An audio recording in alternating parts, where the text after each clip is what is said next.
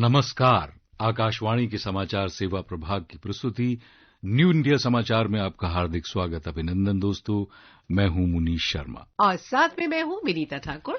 दोस्तों, आज हम लेकर आए हैं आपके लिए 16 से 30 सितंबर का अंक। दोस्तों, जब भारत के लोगों को इलाज के लिए आधुनिक अस्पताल मिलेंगे, आधुनिक सुविधाएं मिलेंगी, तो वो और जल्दी स्वस्थ होंगे। उनकी ऊर्जा सही दिशा में लगेगी, उत्पादकता भी बढ़ेगी। और इसी सोच के साथ बीते 11 साल में स्वास्थ्य क्षेत्र में ऐसे आधुनिक तंत्र स्थापित हुए हैं जहां गरीब से गरीब व्यक्ति की आकांक्षाएं साकार हो रही हैं, क्योंकि समावेशन नए भारत के स्वास्थ्य सुधारों का मूल है। विकसित भारत 2047 की यात्रा में स्वस्थ भारत महत्वपूर्ण है। भारत स्वस्थ हो, आने वाली पीढ़ी स्वस्थ रहे, उसके लिए स्वास्थ्य सेवाओं का भी विकसित होना उतना ही जरूरी है। इसी क्रम में इस 23 सितंबर को आयुष्मान भारत योजना ने 7 वर्ष पूरे किए हैं और इसी संदर्भ में भारत की स्वास्थ्य क्रांति ही हमारी इस बार के अंक की आवरण कथा बनी है। इसके अलावा व्यक्तित्व की कड़ी में बिहार के पहले दलित मुख्यमंत्री भोला पासवान शास्त्री, फ्लैगशिप में क्रूज भारत मिशन के 1 साल, केंद्रीय मंत्रिमंडल के निर्णय, संसद के मानसून सत्र में हुए कामकाज का लेखा जोखा समेत प्रधानमंत्री नरेंद्र मोदी के पखवाड़े भर के कार्यक्रमों को इसमें शामिल किया गया है। साथ ही विट्ठल भाई पटेल के केंद्रीय विधानसभा के पहले निर्वाचित भारतीय स्पीकर बनने के 100 साल पूरे होने पर दिल्ली विधानसभा में आयोजित कार्यक्रम परमाणु ऊर्जा के क्षेत्र में भारत के प्रमुख स्तंभ बनने के लक्ष्य पर विशेष रिपोर्ट के साथ पत्रिका के इनसाइड पेज पर मन की बात और बैक कवर पर प्रधानमंत्री नरेंद्र मोदी के खाद्य तेल में 10% कमी के आह्वान पर विशेष सामग्री को समाहित किया गया है। भारत की अर्थव्यवस्था वैश्विक स्तर पर आज मजबूत आधार स्तंभ बनी हुई है। एक ओर जहां दुनिया में आर्थिक अनिश्चितता फैली है, वहीं भारत की अर्थव्यवस्था स्थिरता के साथ तेज गति से आगे बढ़ रही है। पिछले 1 दशक में भारत सरकार की नीतियों का ही परिणाम है कि विशेषज्ञ भी निकट भविष्य में वैश्विक विकास में भारत का योगदान 20% तक पहुंचने की उम्मीद जता रहे हैं। Economic times world leaders forum में प्रधानमंत्री नरेंद्र मोदी ने कहा कि रिफॉर्म, परफॉर्म और ट्रांसफॉर्म के मंत्र के साथ बढ़ रहा भारत समय की धारा को मोड़ने की ताकत रखता है। दोस्तों, भारतीय अर्थव्यवस्था की मजबूती वैश्विक अर्थव्यवस्था की वर्तमान स्थिति देखने पर और स्पष्ट होती है। भारत वर्तमान में दुनिया की सबसे तेजी से बढ़ती प्रमुख अर्थव्यवस्था है और जल्द ही तीसरी सबसे बड़ी अर्थव्यवस्था बनने की ओर आगे बढ़ रहा है। दिल्ली में आयोजित economic times world leaders forum में प्रधानमंत्री नरेंद्र मोदी ने कहा कि जब किसी अर्थव्यवस्था के आधारभूत तत्व मजबूत होते हैं तो उसका प्रभाव सभी क्षेत्रों में दिखाई पड़ता है। देश की अर्थव्यवस्था मजबूत हो रही है तो रोजगार के अवसर भी बढ़ रहे हैं।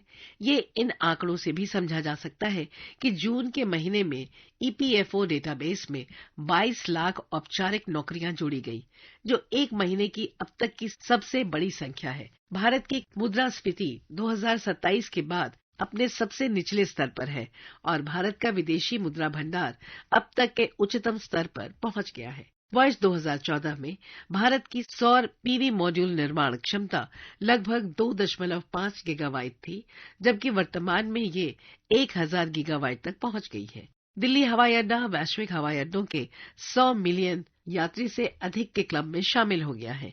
दुनिया भर में केवल ऐसे 6 हवाई अड्डे ही हैं। एक आम मुहावरे बस छूट जाना का जिक्र करते हुए पीएम मोदी ने कहा कि अगर अवसरों का फायदा न उठाया जाए तो वो कैसे हाथ से निकल जाते हैं। भारत की पिछली सरकारों ने तकनीक और उद्योग के क्षेत्र में ऐसे ही कई अवसरों को गंवा दिया। 2014 के बाद भारत ने अपना दृष्टिकोण बदला और अब कोई भी मौका न चूकने का संकल्प लिया। भारत ने न सिर्फ मेड इन इंडिया 5G का निर्माण किया, बल्कि इसे सबसे तेज गति से पूरे देश में तैनात भी किया। अब Bharat made in India 6G तकनीक पर तेजी से काम कर रहा है। सेमीकंडक्टर से संबंधित कारखाने भारत में स्थापित हो रहे हैं। ईटी वर्ल्ड लीडर्स फोरम की विस्तृत जानकारी पत्रिका में शामिल है। आइए सुनते हैं इस अवसर पर प्रधानमंत्री नरेंद्र मोदी के ये विचार।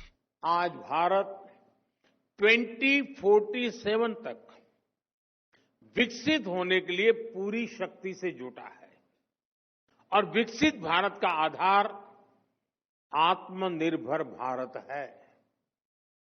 आत्मनिर्भर भारत को भी हमें 3 पैरामीटर्स पर देखने की जरूरत है।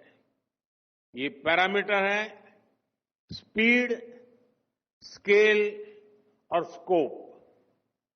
अपने ग्लोबल पैंडेमिक के दौरान भारत की स्पीड भी देखी है, स्केल भी देखा है और स्कोप भी महसूस किया है। आपको याद होगा उस समय कैसे एकदम बहुत सारी चीजों की जरूरत पड़ गई थी और दूसरी तरफ ग्लोबल सप्लाई चेन भी एकदम ठप हो गई थी। तब हमने देश में ही जरूरी चीजें बनाने के लिए कदम उठाए। देखते ही देखते हमने बहुत बड़ी मात्रा में टेस्टिंग किट्स बनाए, वेंटिलेटर्स बनाए, देश भर के अस्पतालों में ऑक्सीजन प्लांट्स लगाए। इन सारे कामों में भारत की स्पीड दिखाई दी। हमने देश के कोने कोने में जाकर अपने नागरिकों को 220 करोड़ से ज्यादा मेड इन इंडिया वैक्सीन लगाई और वो भी बिल्कुल मुफ्त। इसमें भारत का स्केल दिखाई देता है। हमने करोड़ों लोगों को तेजी से वैक्सीन लगाने के लिए कोविन जैसा प्लेटफॉर्म बनाया। इसमें भारत का स्कोप नजर आता है। ये दुनिया का सबसे अनूठा सिस्टम था जिसके चलते रिकॉर्ड समय में हमने वैक्सीनेशन भी पूरा कर लिया। करीब 7,500 किलोमीटर लंबी तटरेखा और 20,000 किलोमीटर लंबे जलमार्ग नेटवर्क के साथ भारत में प्रकृति की इस देन का उपयोग करने की क्षमता भी है और सामर्थ्य भी। इसी विचार ने इन संभावनाओं को जन्म दिया जिसके साथ कभी सिर्फ वैभव और विलासिता का प्रतीक माने जाने वाले क्रूज पर्यटन को आम आदमी से जोड़ा। इसमें राष्ट्रीय अंतर्राष्ट्रीय कनेक्टिविटी, आतिथ्य, मनोरंजन और संस्कृति के साथ रोजगार के नए अवसर तलाशने के लिए 5 वर्ष के विशेष लक्ष्य के साथ शुरू हुआ क्रूज भारत मिशन। दोस्तों, एक जमाना था जब हमारे देश की नदियों में बड़े बड़े जहाज चला करते थे, लेकिन आजादी के बाद ये क्षेत्र उपेक्षित हो गया। अब दशकों बाद नए दृष्टिकोण के साथ नया भारत अपनी विरासत को विकास से जोड़कर पुनरुद्धार का नया अध्याय लिख रहा है। बीते 11 वर्ष में जल मार्ग पर सड़क, रेल, हवाई मार्ग की तरह ही समानांतर विकास का काम हुआ है और अब इसी कड़ी को आगे बढ़ाने के लिए क्रूज भारत मिशन जल यात्रा और भारत की नई खोज का सूत्रपात कर राष्ट्र को वैश्विक क्रूज पर्यटन केंद्र में बदला जा रहा है। इस मिशन का लक्ष्य 5 वर्षों में 10 समुद्री क्रूज टर्मिनल, 100 नदी क्रूज टर्मिनल और 5 मरीना की स्थापना करना है। क्रूज भारत मिशन के 1 साल पूरा होने पर एक विशेष रिपोर्ट पत्रिका में पढ़ी जा सकती है। जनधन अकाउंट जब खोले गए वो सिर्फ बैंक का अकाउंट था, ऐसा नहीं है। उससे एक स्वाभिमान मिला कि बैंक के दरवाजे मेरे लिए भी खुलते हैं। मैं भी बैंक के दरवाजे में जाकर टेबल पर हाथ रखकर बात कर सकता हूँ।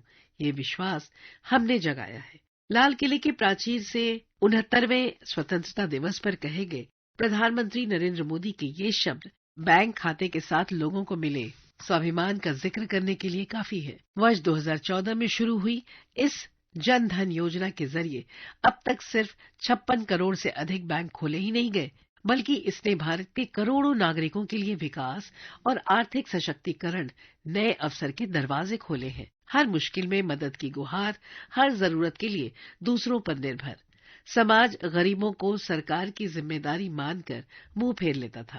पहले माना जाता था कि बैंक में खाता, क्रेडिट कार्ड, बीमा और पेंशन जैसी चीजें तो सिर्फ अमीरों के लिए होती हैं, गरीबों के लिए नहीं।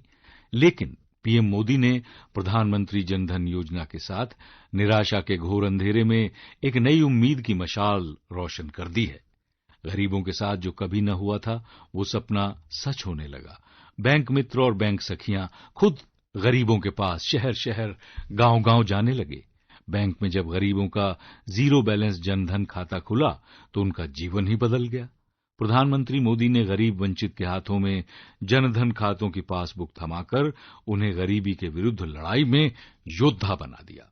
पीएम जनधन की वर्षगांठ पर इस योजना की विस्तृत यात्रा पत्रिका में पढ़ी जा सकती है। सत्य, निष्ठा, सादगी और त्याग के उच्च आदर्शों के प्रतीक भोला पासवान शास्त्री ने बिहार की राजनीति में एक ऐसी कहानी लिखी जो आज भी कायम है। बेहद ही गरीब परिवार में जन्मे शास्त्री को बिहार की राजनीति का विदेह भी कहा जाता है, जिन्होंने शून्य से शिखर तक का सफर तय किया। उन्होंने तब संस्कृत की पढ़ाई की जब ये उच्च वर्णों की भाषा मानी जाती थी। आजादी के आंदोलन में जेल जाने वाले शास्त्री 3 बार राज्य के मुख्यमंत्री रहे, लेकिन पूरी जिंदगी अभाव में गुजरी, फिर भी दामन पर कोई दाग नहीं लगने दिया। सादगी और ईमानदारी के प्रतीक रहे बिहार की माटी के लाल भोला पासवान शास्त्री ऐसे व्यक्ति रहे हैं जिन्हें राज्य के पहले दलित मुख्यमंत्री होने का गौरव प्राप्त है। किसानों और मजदूरों के प्रति अपने जीवन को समर्पित करने वाले भोला पासवान शास्त्री की सादगी ऐसी रही कि वो मंत्री और मुख्यमंत्री रहते हुए भी अपना काम कई बार पेड़ के नीचे बैठकर आराम से कर लेते थे। इतना ही नहीं, कहा तो ये भी जाता है कि वो जमीन पर कंबल बिछाकर बैठने में संकोच नहीं करते थे और अधिकारियों से मीटिंग कर मामलों का निपटारा भी वहीं कर लिया करते थे। विभिन्न पदों पर रहने के बावजूद उन्होंने बस उतना ही कमाया जितना वेतन होता था। न तो उनके पास कोई आलीशान बंगला था, न अपनी गाड़ी। झोपड़ी में ही उनका बचपन बीता और झोपड़ी में ही उन्होंने अपने जीवन का आखिरी समय व्यतीत किया। कहा तो ये भी जाता है कि 9 सितंबर 1984 को जब उनका निधन हुआ तो परिवार के पास इतने भी पैसे न थे कि ठीक से उनका अंतिम संस्कार कर सकें।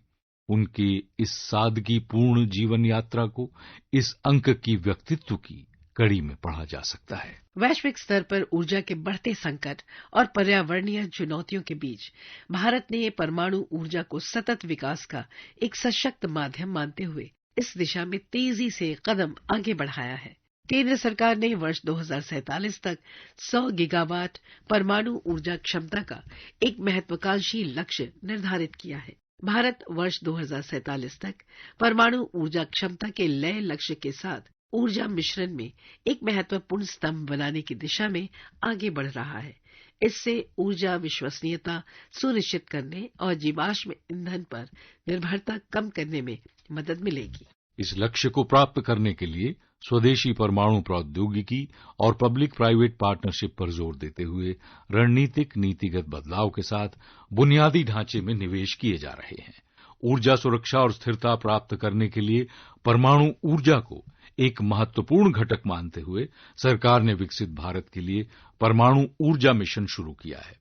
इस पहल का उद्देश्य घरेलू परमाणु क्षमताओं को बढ़ाना, निजी क्षेत्र की भागीदारी को बढ़ावा देना और लघु मॉड्यूलर जैसी उन्नत परमाणु प्रौद्योगिकियों की तैनाती में तेजी लाना है। राष्ट्र की सेवा में परमाणु विषय पर एक विशेष रिपोर्ट पत्रिका में शामिल है। गरिमामयी व्यक्तित्व के धनी विट्ठल भाई पटेल के केंद्रीय विधानसभा के निर्वाचित भारतीय स्पीकर बनने के 100 वर्ष पूर्ण होने पर विधानसभा में आयोजित 2 दिवसीय अखिल भारतीय विधानसभा अध्यक्ष सम्मेलन की संपूर्ण जानकारी भी पत्रिका में शामिल है। महान स्वतंत्रता सेनानी विट्ठल भाई पटेल को अगस्त 1925 को केंद्रीय विधानसभा का अध्यक्ष चुना गया था, जिससे भारतीयों द्वारा विधायी इतिहास की शुरुआत हुई। श्रोताओं, आज की चर्चा को यहीं देते हैं विराम। इस पाक्षिक पत्रिका की हर प्रति हमारी वेबसाइट पर मौजूद है, जिसका पता है newindiasamaachar.pib.gov.in, जहां आप सभी समाचारों को विस्तार से पढ़ सकते हैं और चाहें तो डाउनलोड भी कर सकते हैं। डिजिटल और प्रिंट में ये पत्रिका दोस्तों आज देश ही नहीं बल्कि विदेशों में भी अपनी खास पहचान रखती है, जिसका एक हैंडल है NISPIB इंडिया। इसके अलावा आप हमें ईमेल के जरिए अपने सुझाव भेज सकते हैं इस पते पर response-nis@pib.gov.in। आपके सुझावों का हमें रहा करता है हमेशा हमें बड़ी ही बेताबी से इंतजार। दोस्तों, मैं हूं मुनीश शर्मा और मैं विनीता ठाकुर, आपसे लेते हैं इजाजत। नमस्कार।